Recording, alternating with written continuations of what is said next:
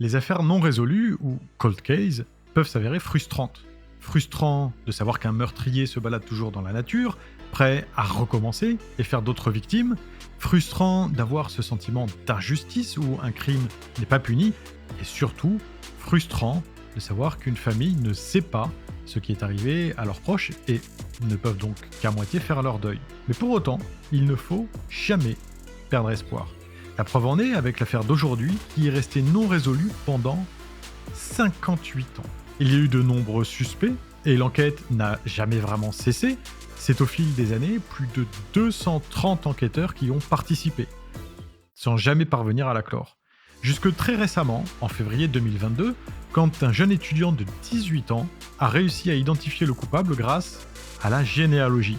Et bien que n'ayant aucun diplôme ni aucune certification dans ce domaine, le jeune homme était simplement un passionné de généalogie et en faisait depuis enfant, ce qui lui a permis d'acquérir au fil des années une certaine expérience et surtout de se faire un nom dans le milieu, ce qui lui a permis, comme je vais vous l'expliquer dans la vidéo, d'être autorisé par la police à collaborer officiellement avec eux. Je ne connais pas les outils précis qu'il utilise, mais moi aussi, je fais un petit peu de généalogie, beaucoup moins bien et beaucoup moins précisément que lui par contre, et pour ce faire, j'utilise MyHeritage. MyHeritage, c'est le numéro 1 des services de généalogie en Europe avec 90 millions d'utilisateurs répartis à travers le monde. Grâce au site, je peux très facilement visualiser mon arbre qui remonte jusqu'en 1721.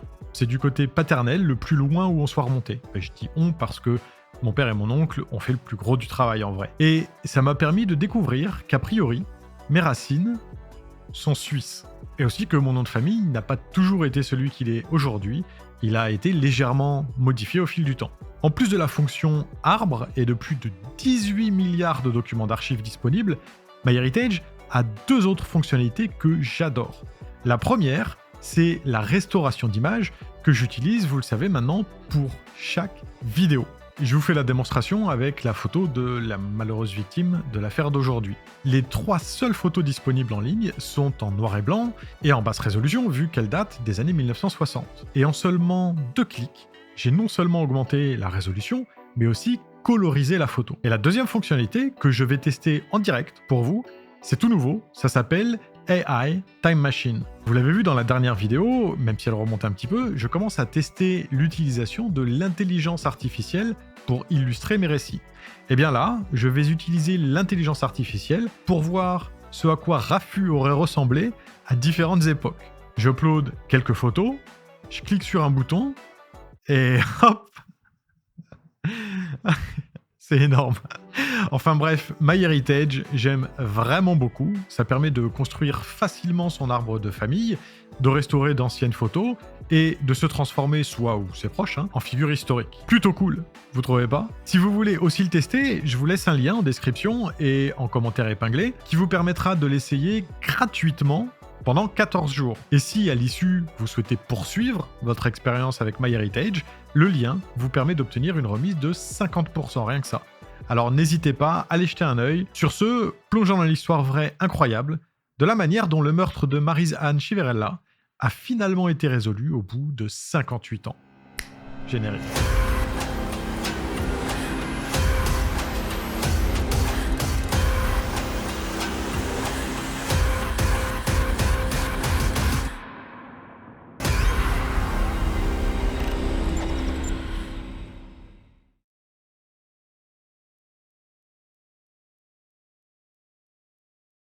Maryse-Anne Chiverella est une petite fille née le 25 novembre 1954 dans la petite ville de Hazleton, en Pennsylvanie. En grandissant, Maryse-Anne, la benjamine d'une fratrie de 5, est une petite fille plutôt timide et réservée qui adore jouer de la musique et plus particulièrement de l'orgue. Elle va à l'école catholique Saint-Joseph à Hazleton et du haut de ses 9 ans, elle sait déjà ce qu'elle veut faire plus tard. Elle veut marier son intérêt pour la religion et sa passion pour l'orgue en devenant une bonne sœur. Habituellement, Maryse ne va pas à l'école toute seule, elle est toujours accompagnée par soit de ses frères, soit de sa sœur. Mais ce 18 mars 1964, elle décide de s'y rendre seule et un petit peu en avance afin de donner à sœur Joséphine, son institutrice, des boîtes de conserve, de poires et de betteraves à l'occasion de la fête des professeurs. Cette décision va malheureusement s'avérer fatale. Quelques heures plus tard, aux alentours de 13h, un homme donne des leçons de conduite à son neveu près d'une ancienne mine de charbon désaffectée, maintenant reconvertie plus ou moins en décharge. Quand soudain, ils aperçoivent dans une des fosses à charbon ce qui ressemble vaguement à une grande poupée. Ils s'approchent pour en avoir le cœur net, mais vous l'aurez compris, il ne s'agit pas du tout d'une poupée, mais du corps sans vie de Maryse. Ses mains sont attachées dans son dos avec l'un de ses lacets, ses chevilles sont ligotées avec l'autre lacet et elle est bâillonnée. La police est bien évidemment immédiatement appelée. Rapidement, il est constaté que la fillette a été agressée sexuellement avant d'être étranglée à mort. L'enquête démarre, mais jamais les policiers ne se doutent à cet instant qu'elle va mettre autant d'années avant d'être élucidée. La police d'État de Pennsylvanie travaille d'arrache-pied pour trouver la personne responsable de ce meurtre odieux, mais ne trouve que peu d'éléments et avance très lentement. Néanmoins, au fil du temps, plusieurs suspects sont identifiés, et notamment un prêtre, également suspecté, lui, de meurtre à Bristol, à environ 160 km de là, mais cette piste n'aboutit sur rien de concret. Un autre homme est également suspecté, un jeune exhibitionniste du coin, qui s'est donné la mort après avoir été convoqué pour passer un test polygraphe au sujet du meurtre de Maryse. Mais même si la décision de sauter la vie peut effectivement sembler plus que louche, voire accablante même, cette piste ne donne, elle non plus, rien du tout. Les années passent et l'enquête n'aboutit sur rien. Ce n'est pourtant pas faute de chercher.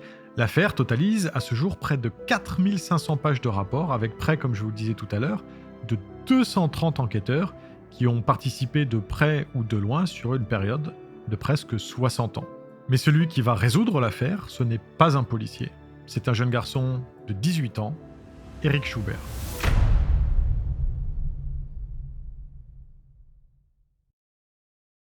Pendant son enfance, Eric Schubert fait de violentes crises de pneumonie de façon assez récurrente. Du coup, il est souvent malade et doit rester à la maison pendant plusieurs semaines, pendant que ses petits camarades, eux, sont à l'école. Et pour ceux d'entre vous qui en ont fait l'expérience pendant le confinement, avoir en permanence un enfant à la maison qui s'ennuie, ça peut rapidement devenir pesant. Du coup, un jour, alors que le petit Eric a 9 ou 10 ans, sa mère, qui n'a de cesse d'essayer de lui trouver des occupations, quand elle voit passer à la télévision une publicité pour un site de généalogie, eh bien, elle lui propose de s'y essayer. L'enfant se dit qu'effectivement, ça peut être amusant et l'occuper pendant quelques temps, mais ce nouveau hobby va très vite devenir une réelle passion. Seulement, au bout de quelques années, Eric a terminé toutes les ramifications de son arbre de famille et il n'a plus rien à chercher du tout. Il est maintenant un jeune adolescent et se dit alors que, plutôt que d'aller travailler au McDonald's pour gagner de l'argent de poche, eh bien, il pourrait peut-être mettre ses compétences en généalogie au service des autres. Du coup, il se lance et propose ses services aux gens de la région pour faire leur arbre de famille, valider un mythe familial, retrouver la famille d'enfants qui ont été adoptés, ou encore donner un petit coup de main aux autorités pour reconstituer des arbres pour les besoins d'une enquête.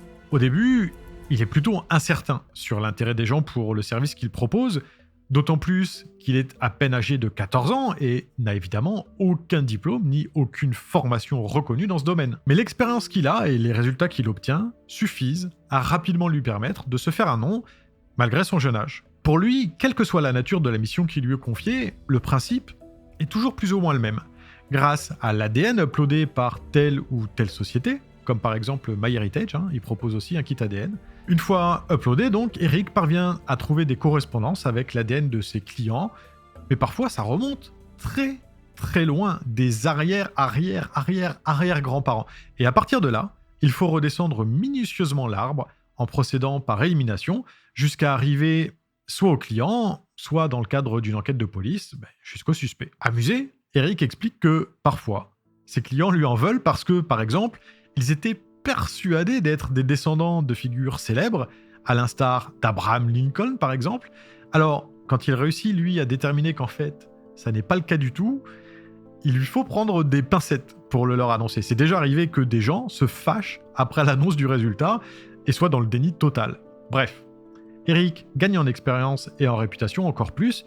Il est maintenant âgé de 18 ans et va à l'université d'Elizabethtown où il est en prépa avant de se lancer dans un cursus histoire. Elizabethtown est une petite ville à environ 100 km de Hazleton, et c'est de cette manière qu'un jour, en lisant les nouvelles régionales, Eric prend connaissance de l'affaire Maryse Chiverella, qui est devenue un cold case depuis le temps, mais qui a récemment connu un nouveau rebondissement. En 2007, des fluides sont prélevés sur le chandail, fort heureusement soigneusement archivé et conservé de la malheureuse. Et l'ADN du tueur y est découvert. Seulement voilà, cet ADN est rentré dans le CODIS, mais aucune correspondance avec aucune des personnes jamais fichées par la police n'est découverte. En gros, cette découverte de l'ADN du tueur, qui pourrait pourtant sembler être une découverte majeure, ne mène pas la police à grand chose de nouveau. Mais en 2019, cet ADN est mis en ligne sur GEDmatch, une base de données en ligne d'ADN, et à l'issue, une correspondance est trouvée avec un cousin très éloigné. C'est une bonne chose, mais les policiers ne sont pas spécialisés en généalogie et ont donc du mal à exploiter cette trouvaille. Parce que le travail pour remonter l'arbre de ce cousin éloigné et redescendre ensuite toutes les branches une à une est titanesque et demande une expertise que tout simplement ils n'ont pas. Et c'est ainsi qu'Eric Schubert, du haut de ses 18 ans, leur propose son aide. Il leur envoie un email dans lequel il écrit « J'aimerais vous apporter mon aide, si ça ne pose de problème à personne bien sûr, parce que j'aime à penser qu'en généalogie, je suis plutôt doué. » Les détectives décident donc de le rencontrer afin de déterminer si, oui ou non, il est apte à aider à faire avancer l'enquête, et c'est ainsi que la rencontre est organisée dans un café du campus universitaire. Amusés, les deux détectives se souviennent très bien du rendez-vous. Eric est arrivé préparé comme jamais, comme s'il se présentait à un entretien d'embauche, avec un portfolio de ses précédentes missions, dont d'autres d'ailleurs avec les autorités, mais sur lesquelles il ne lui est pas possible de communiquer publiquement, ainsi que pour des particuliers divers et variés. Autre détail qui les avait amusés, c'est le fait qu'Eric ait refusé de prendre un café, parce qu'il n'aime pas ça, et qu'il ait commandé un jus de pomme à la place. Et à ce moment-là, ils se sont dit « Attends, le gamin il boit du jus de pomme et il veut nous aider à résoudre un meurtre ?» Mais malgré tout, ils repartent du rendez-vous convaincus par son expérience et son savoir-faire et décident de lui donner sa chance. Et ils ont bien fait.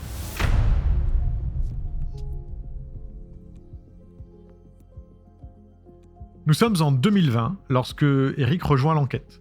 Et dès le début, il se donne à 2000%. Il reste en contact avec les enquêteurs en permanence par téléphone, leur envoie des messages et parfois même plusieurs mails dans la même journée. Il les tient au courant de ses avancées, mais leur demande aussi leur aide pour obtenir des informations sur tel ou tel individu qui ne sont pas nécessairement accessibles au public. Son expérience, sa détermination et son engagement remettent un petit peu de baume au cœur, en particulier au frère et à la sœur de Maryse, ses parents étant eux malheureusement décédés depuis déjà plusieurs années. Eric travaille d'arrache-pied. En parallèle de ses études, parce qu'il est étudiant, je vous le rappelle, il passe jusqu'à 20 heures par semaine pour remonter l'arbre de ce cousin éloigné et découvrir le meurtrier. Et à chaque fois qu'il trouve un possible membre de la famille, il avertit les enquêteurs qui se rendent au domicile de la personne pour lui demander si elle veut bien se soumettre à un test ADN afin de confirmer la filiation. Heureusement pour l'enquête, chaque personne visitée accepte volontiers. Mais si l'arbre progresse, cela prend du temps. Beaucoup de temps. D'abord parce que, comme on l'a vu juste avant, ça part de très loin. On le sait maintenant, un cousin au 6e degré. Donc il y a un très grand nombre de personnes à découvrir afin que l'arbre soit complet. Mais aussi parce qu'il faut se déplacer physiquement pour les enquêteurs pour effectuer les nouveaux prélèvements sur les personnes identifiées. Et les personnes à visiter habitent aux 4 coins des États-Unis. Pour vous donner une idée de la complexité de la tâche, je vais vous donner quelques chiffres. En généalogie, on utilise une unité de mesure appelée le centimorgane. Cette unité permet de déterminer la fiabilité d'une information ou d'une correspondance génétique. 100 centimorganes, c'est faible, comme par exemple une relation très éloignée qui remonterait au XVIIIe siècle. Et 2000 centimorganes, c'est votre frère jumeau. Bon, l'ADN duquel est parti Eric Schubert et sa correspondance avec le cousin éloigné du départ était noté 53. Voilà. Néanmoins, au bout de 18 mois de travail acharné et près de 50 arbres de famille entièrement reconstitués, Eric finit par enfin trouver une correspondance plausible. Un immigré italien qui s'était installé à Hazleton en 1904. Le jeune passionné de généalogie redescend alors l'arbre de cet homme pour découvrir qui, dans sa descendance, se trouvait à Hazleton au moment du meurtre de Maryse. Et c'est ainsi qu'il trouve 2 hommes, 2 frères, qui sont malheureusement tous les 2 déjà décédés. Malheureusement parce que, du coup, c'est délicat d'obtenir leur ADN pour confirmation. Mais dans leur malheur, ils ont de la chance parce que l'épouse d'un des 2 frères est, elle, toujours en vie, et elle a conservé une brosse à cheveux de son défunt mari. La police peut donc effectuer un prélèvement ADN sur la brosse, ce qui permet d'éliminer l'homme, et donc de déterminer que le meurtrier de Maryse est son frère. Il s'agit de Paul Forté, qui était âgé de 22 ans au moment du meurtre, travaillait comme barman et vivait non loin de là où habitaient Maryse et sa famille. A priori, l'homme ne connaissait pas la petite fille, et même s'il a eu de par la suite des démêlés avec la justice, l'acte ne semblait pas prémédité et l'homme n'a, semble-t-il, pas tué à nouveau par la suite. Il s'agissait, malheureusement pour Maryse, d'un acte isolé et complètement aléatoire. En 1974, cependant, Paul Forté a plaidé coupable pour des voies de fait aggravées. Il avait agressé sexuellement une jeune fille. Il avait alors été condamné à 1 an de probation. Et en 1978, il avait été arrêté pour mise en danger de la vie d'autrui et harcèlement, là encore sans purger de peine de prison, semble-t-il. Paul Forté est mort en 1980 à l'âge de 38 ans d'une crise cardiaque en plein service dans le bar où il travaillait. Il ne s'est jamais marié ni n'a jamais eu d'enfant, il n'y a donc personne qui puisse fournir quelque objet que ce soit avec son ADN afin de pouvoir confirmer la trouvaille d'Éric Schubert. Raison pour laquelle le 6 janvier 2022, son corps est exhumé et un prélèvement est effectué. Le 3 février suivant, 3 février 2022, les résultats tombent, l'ADN est identique. Et les chances pour que quelqu'un d'autre partage le même ADN, explique Eric, sont de 1 sur 487 septillions. Si comme moi, vous avez aucune idée de ce que c'est un septillion, 487 septillions, ça veut dire 4, 8, 7, suivi de 24 zéros. Ou alors une autre formulation possible, on estime qu'en tout, 116 milliards d'êtres humains ont peuplé la Terre depuis le début. Pour trouver un autre individu partageant exactement le même ADN, il faudrait rechercher sur 4 millions de planètes comme la Terre. Donc bon, on peut raisonnablement estimer que les résultats sont fiables et que c'est bien Paul Forté, le meurtrier de Maryse Chiverella. Bien sûr, étant maintenant décédé, aucune poursuite judiciaire n'est possible, mais au moins, les frères et la sœur de la fillette savent aujourd'hui qui a ôté la vie à leur petite sœur, ce qui leur permet d'enfin refermer cette porte et de passer à autre chose. Malheureusement, les parents de Maryse, eux, sont morts sans jamais savoir. Mais en tout cas, cette affaire permet de redonner un petit peu d'espoir. Il ne faut jamais abandonner ou baisser les bras. On ne sait pas les avancées scientifiques et technologiques de demain qui pourront peut-être permettre, à l'instar de cette affaire, de résoudre des cas présentement insolvables. Même 58 ans plus tard. Et même par un jeune de 18 ans qui ne boit pas de café mais du jus de pomme. J'espère que cette affaire vous a passionné autant que moi. Si c'est le cas, n'oubliez pas le petit pouce bleu et bien sûr de vous abonner pour ne pas rater les prochaines affaires. Merci encore à MyHeritage d'avoir sponsorisé cette vidéo et encore une fois, si vous aussi vous voulez vous essayer à la généalogie, grâce au lien que je vous laisse en description, vous bénéficierez d'une période d'essai complètement gratuite de 14 jours. Et si un jour vous résolvez vous aussi un cold case grâce à MyHeritage, n'oubliez pas de dire que c'est Bibi qui vous a fait découvrir la généalogie. Allez, à la semaine prochaine pour une nouvelle affaire, et d'ici là, n'oubliez pas, l'homme est un loup pour l'homme. Il vaut bien souvent mieux se méfier de ses congénères plutôt que de créatures imaginaires. Salut!